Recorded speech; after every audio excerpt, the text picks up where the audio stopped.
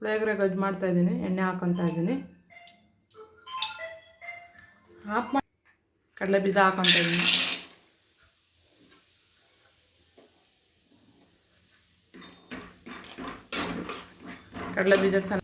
ಕಡಲೆ ಬೀಜ ಚೆನ್ನಾಗಿ ಫ್ರೈ ಮಾಡ್ಕೊಳ್ಳೋಣ.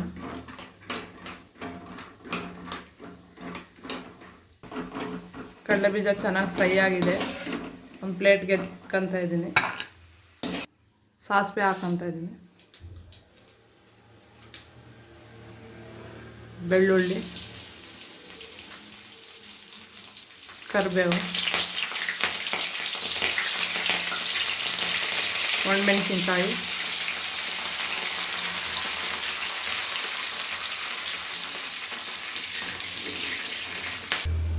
ಹುಣಸೆಹಣ್ಣು ರಸ ಹಾಕ್ಕೊತಾ ಇದ್ದೀನಿ.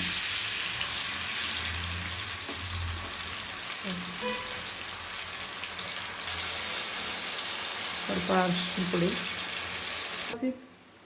ಇನ್ನೊಂದು ಸ್ವಲ್ಪ ನೀರು ಹಾಕ್ಕೊತಾ ಇದ್ದೀನಿ. ಹುಣಸೆಹಣ್ಣು ನೀರು,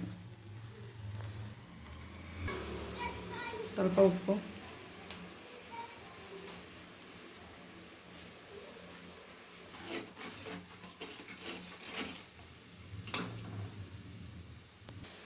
ಹುಣಸೆಹಣ್ಣು ಚೆನ್ನಾಗಿ ಬೆಂದೈತೆ. ಇವಾಗ ಪುಳಿಯೋಗರೆ ಪ್ಯಾಕೆಟ್ ಪೌಡ್ರ್ ಹಾಕ್ಕೊತಾ ಇದ್ದೀನಿ.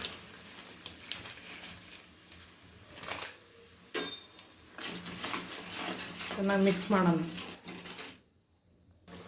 ಚೆನ್ನಾಗಿ ಬೆಂದು ಹುಣಸೆಹಣ್ಣು ರಸ ಎಲ್ಲ ಡ್ರೈ ಆಗಬೇಕು.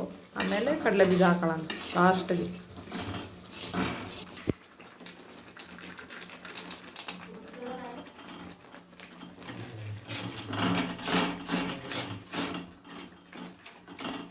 ಇವಾಗ ಪುಳಿಯೋಗರೆ ಗೊಜ್ಜು ರೆಡಿ ಆಯಿತು.